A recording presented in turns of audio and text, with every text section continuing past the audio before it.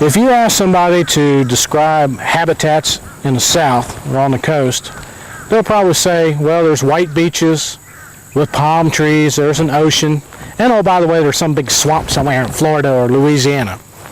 Well, we have the ocean, we have beaches, we have more than just one or two swamps, but we also have forest, and we have rivers and wetlands.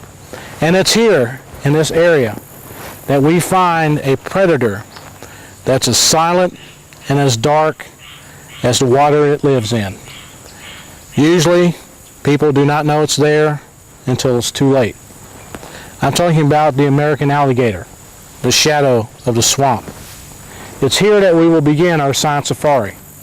I'm Jeff Silvers. I welcome you to Science Safari as we investigate the myths and the realities of an often misunderstood, mysterious creature from the age of the dinosaurs, the American alligator, the shadow of the swamp.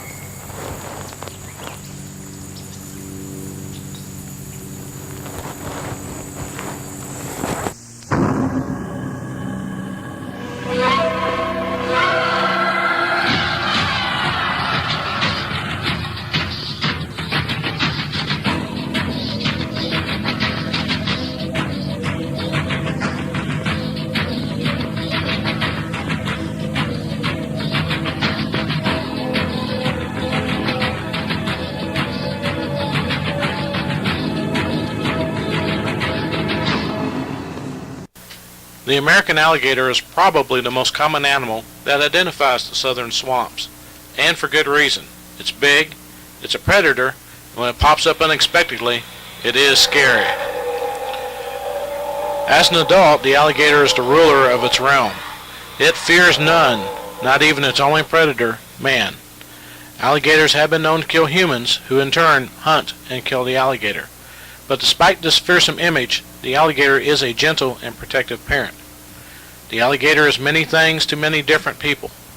Pest, menace, something to be watched, to be studied, to be feared, or to be killed for profit. But first and foremost, the alligator is a survivor. This species has survived drought and floods, heat and cold, and times of famine. Being a member of the crocodilian family, the ancestors of the alligators even survived a catastrophe that killed the dinosaurs 65 million years ago. To top off this feat of survival, the alligator is one of but a very few animal species that's been hunted by man and still survives.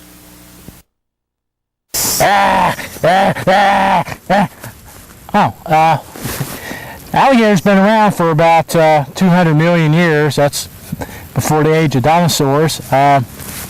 They were a little bit bigger than they are today. They were anywhere from 2 to 3 times their size, anywhere from 30 to 60 feet long. So the dinosaurs did have some competition in those days. Let's go see what the alligators are doing out in the wild now. So, what makes the alligator such a survivor when all the other animals have become extinct? Well, there is no one answer for that.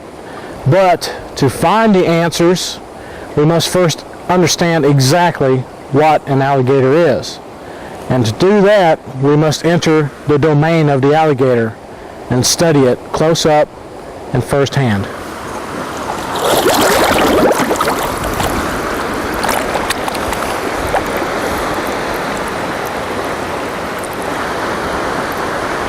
Alligators are in the class Reptilia. This includes turtles, tortoises, lizards, and snakes.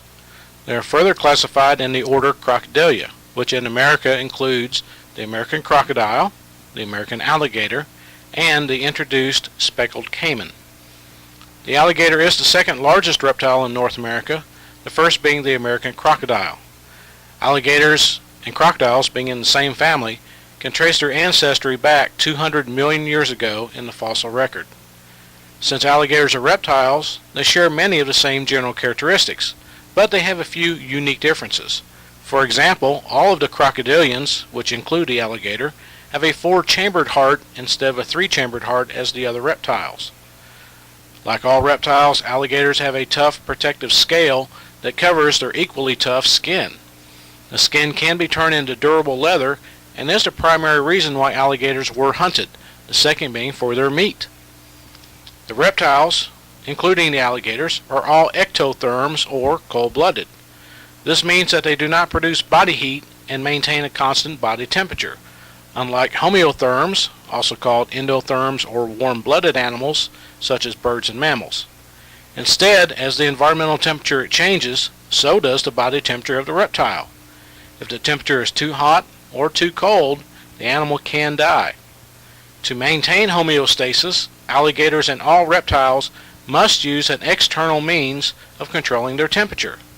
This snake, along with other smaller reptiles, can bask in the sun to warm up. When it gets too hot, they can go under logs, in the water, or in a burrow. Alligators are simply too big to do this. They solve the problem by living around water, and this leads to one of the myths about the alligator. Some people believe that the alligator stays around water because they're too big to get up on land. Some think that the alligator would dry up and die if left out of the water. The fact is that the alligator can and does leave the water. It can walk on land, and although slow, they can make short and quite fast bursts of speed. Alligators will not dry up since they have a watertight skin, just as we do. The reason the alligator stays around water is simply to control its body temperature. By basking in the sun, the alligator warms itself, and once its body temperature reaches a certain temperature, the alligator can simply cool down by going back into the water. As the alligator cools down in the water, they simply come back on shore and bask again. This is the only way that alligators can maintain their body temperature.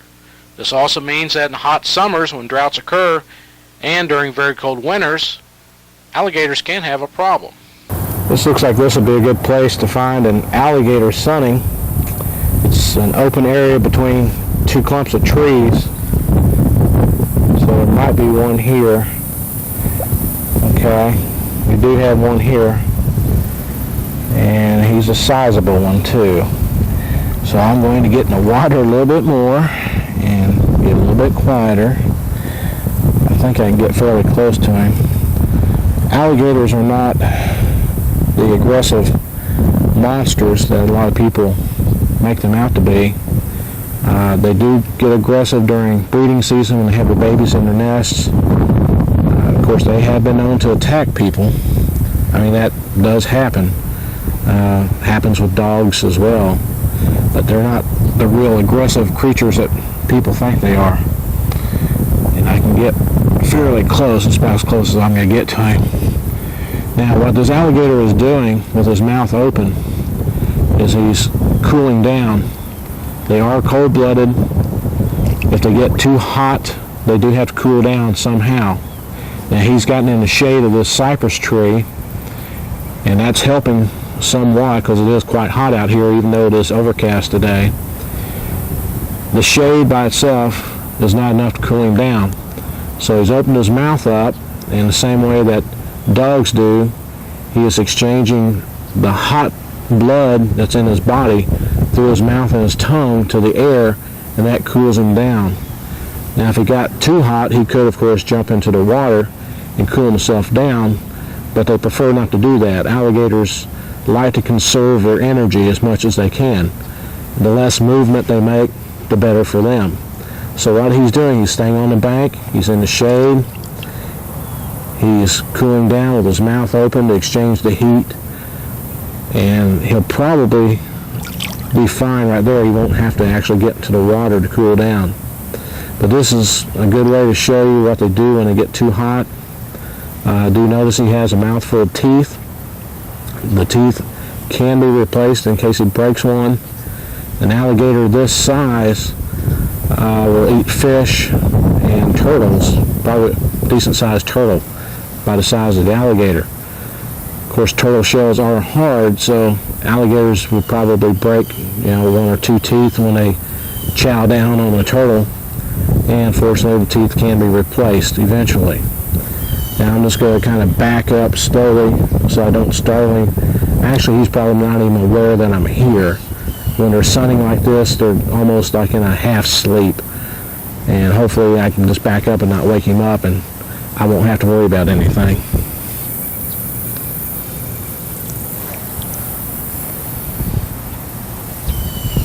Alligators range from the coastal Carolinas to the Florida Keys, west along the coastal plain to South Texas, north to Arkansas, and then back again through central Georgia.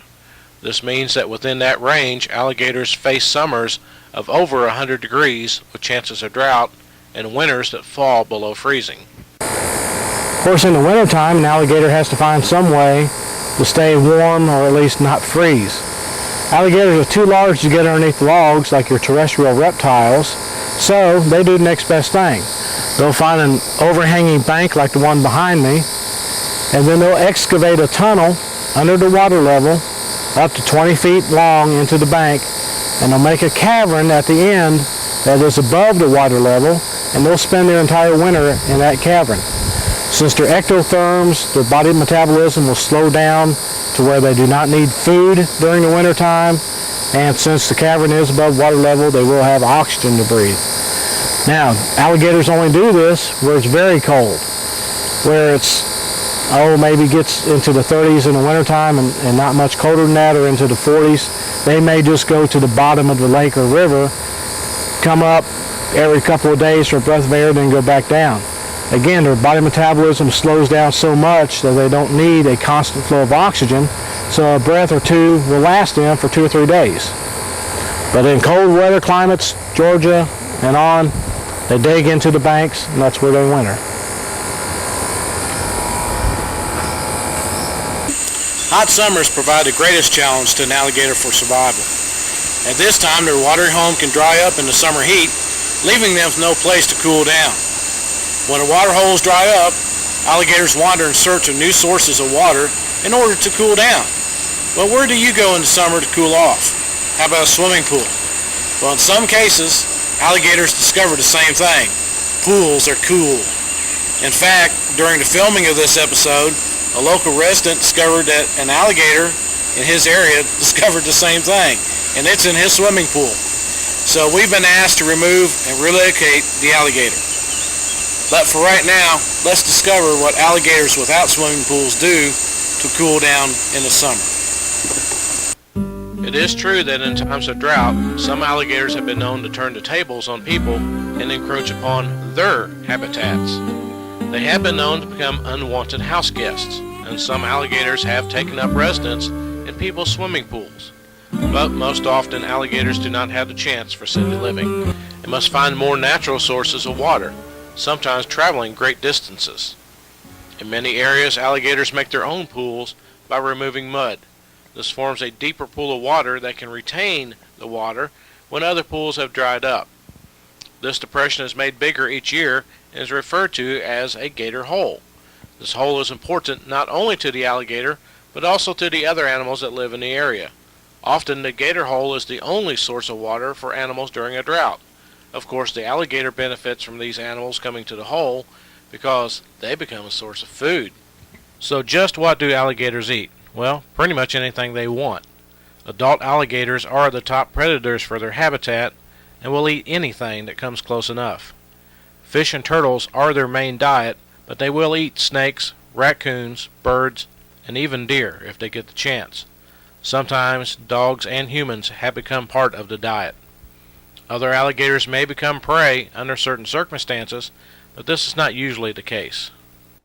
I'm here at the summer breeding ground for the egrets.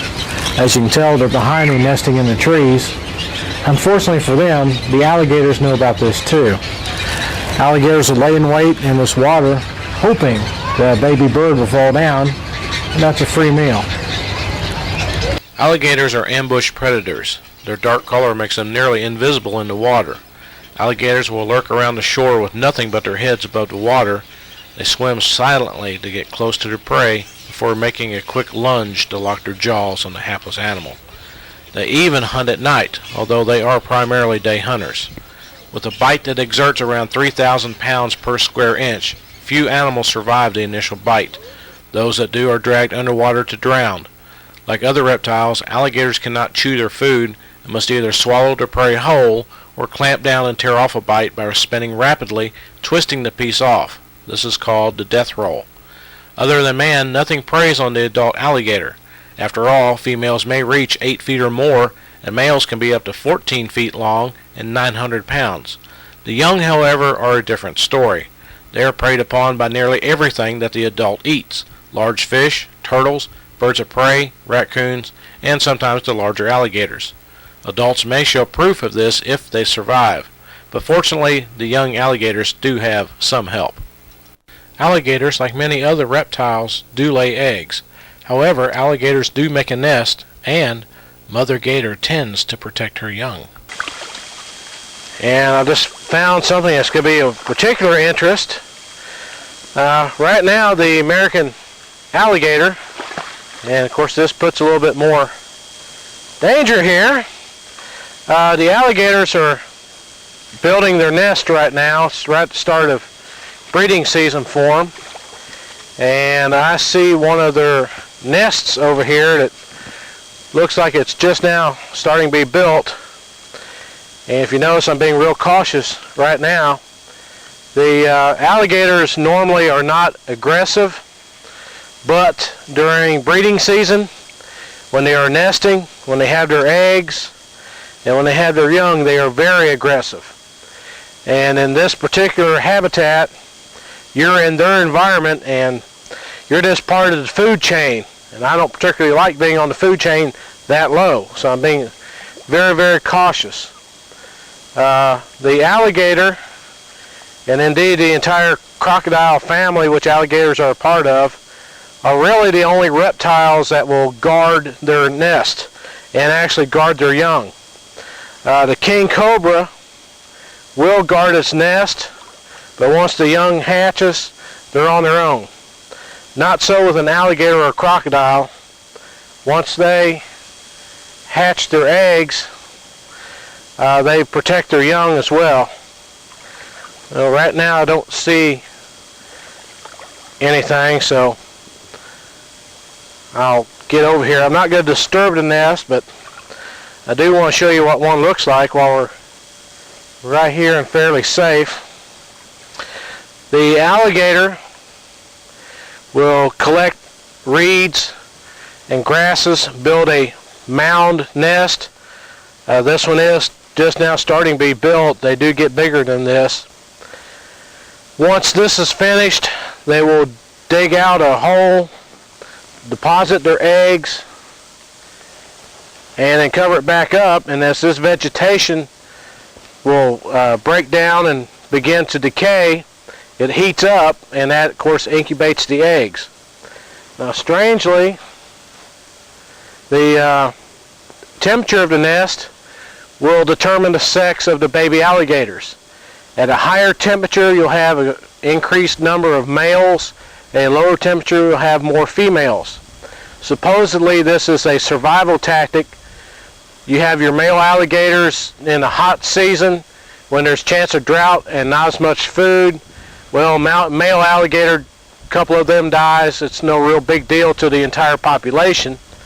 The females, on the other hand, when they hatch out and it's cooler temperature, there's more food, less chance of a drought, and of course your females are important to the population since they're the ones that reproduce and lay the eggs.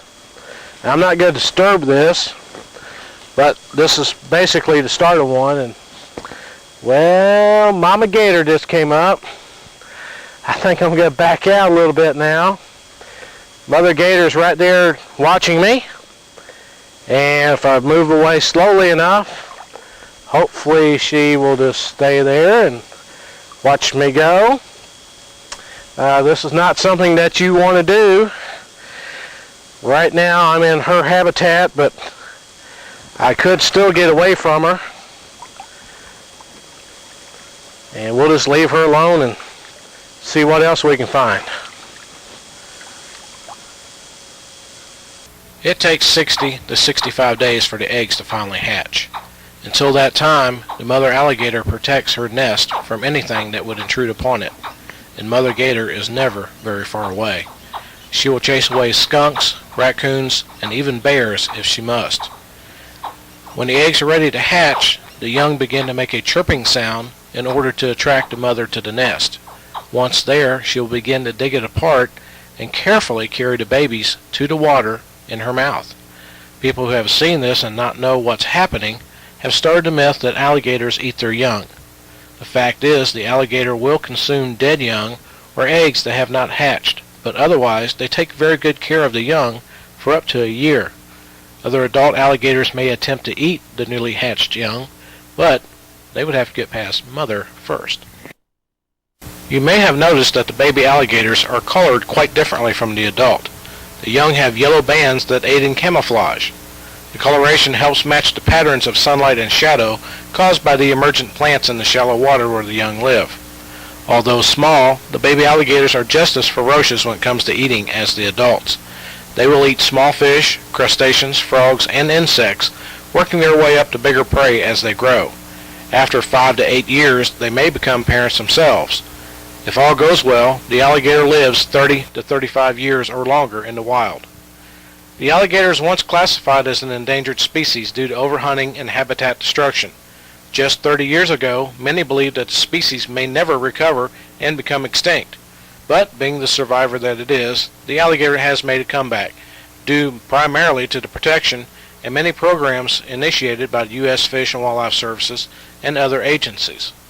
The raising of alligators in alligator farms for leather and meat has also proven to be profitable and decreased the hunting of wild alligators. In 1987, the American alligator was taken off the endangered species list and has recovered quite well. In Florida, for example, alligator hunting is now allowed within certain guidelines. But the alligator remains classified as a threatened species, not only giving it continued protection, but also to protect the still endangered American crocodile, which is often confused with the alligator. We're on the way to the fellow's house that has the alligator in the swimming pool. I understand it's a fairly good size one, somewhere around 6 to 8 feet, so it's going to be a nice little adventure. This is the most dangerous part of dealing with an alligator, which is in close quarters or close range with one. Of course, the teeth and the tail can really get you. They've had a drought down here for the past 3 months, so the swamps and the ponds are drying up, and the alligators are looking for water pretty much wherever they can find it. They use the water not only to help catch food, but also to regulate their body temperatures. They'll come up on the bank to warm themselves, but then when they get too hot, they need to go back in the water to cool off, since they're cold-blooded. And that's probably what's happened with this drought. The alligator has been roaming around looking for water, and he's found a swimming pool and decided that was a good place to camp out. So hopefully we'll be there in another few minutes and get some action and rescue an alligator so the fella can enjoy a swimming pool again. So, is the alligator just some meat-eating, man-eating lizard from a swamp that's looking for anything to attack? And just how safe are you if you go to a water system where there's alligators? Well, I have some information for you.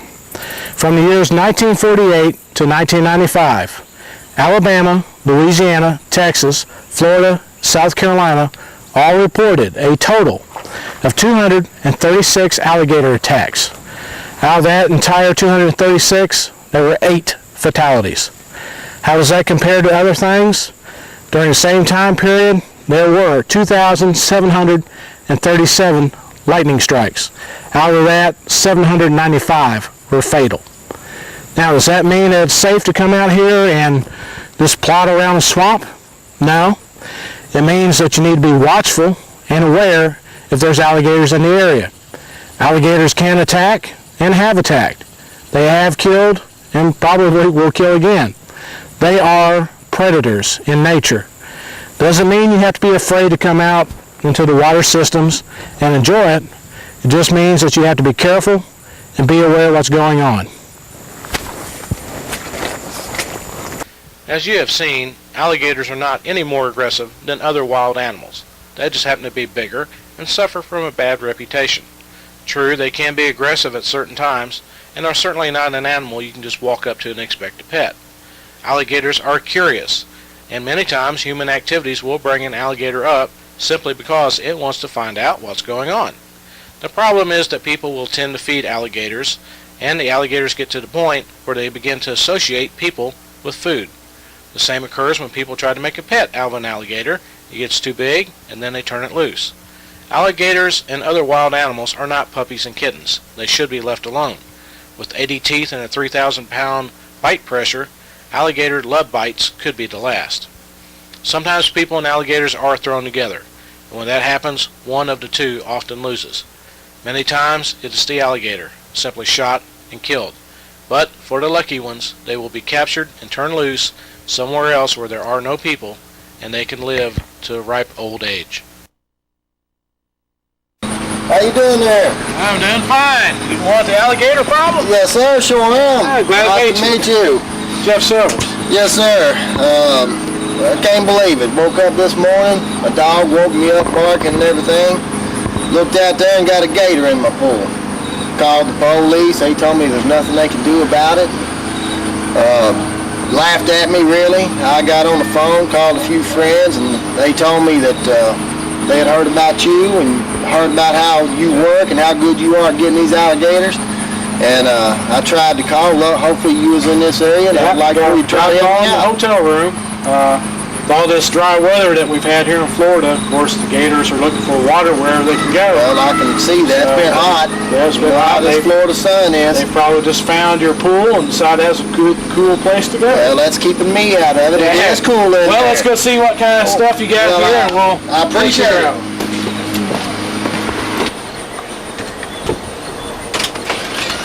Come on out here and take a look at this gator. Oh, yes. You might be able to help me out. You see, he's a pretty good sized gator. Yeah, that's almost an 8-footer. Yeah, he's a...